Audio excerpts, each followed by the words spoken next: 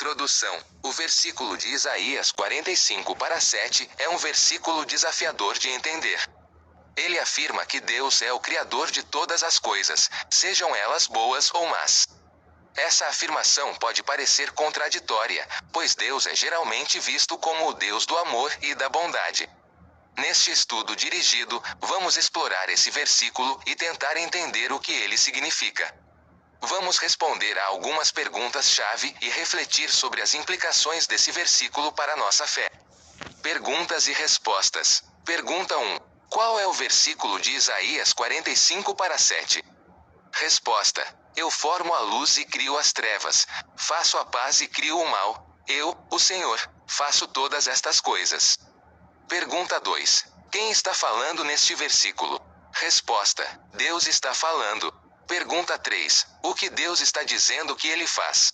Resposta. Deus está dizendo que ele é o Criador de todas as coisas, sejam elas boas ou más. Pergunta 4. Como podemos entender essa afirmação de Deus? Resposta. Existem várias maneiras de entender essa afirmação de Deus. Uma maneira é entender que Deus é o Criador de todas as coisas, incluindo o mal. No entanto, Deus não é o autor do mal. O mal é uma consequência da liberdade que Deus deu aos seres humanos. Outra maneira de entender essa afirmação de Deus é entender que Deus é o Criador de todas as coisas, incluindo o mal, mas que ele usa o mal para seus próprios propósitos. Por exemplo, Deus pode usar o mal para punir o pecado ou para trazer o bem a longo prazo. Pergunta 5. Quais são as implicações dessa afirmação de Deus para a nossa fé? Resposta. Essa afirmação de Deus nos lembra que Deus é soberano sobre todas as coisas, sejam elas boas ou más. Isso nos dá confiança de que Deus está no controle e que tudo está acontecendo de acordo com seu plano. Também nos lembra que Deus é justo. Ele punirá o pecado, mas também usará o mal para trazer o bem a longo prazo. Pergunta 6. Como podemos responder a essa afirmação de Deus em nossas vidas?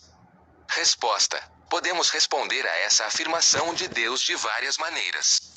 Podemos confiar em Deus, mesmo quando as coisas são difíceis.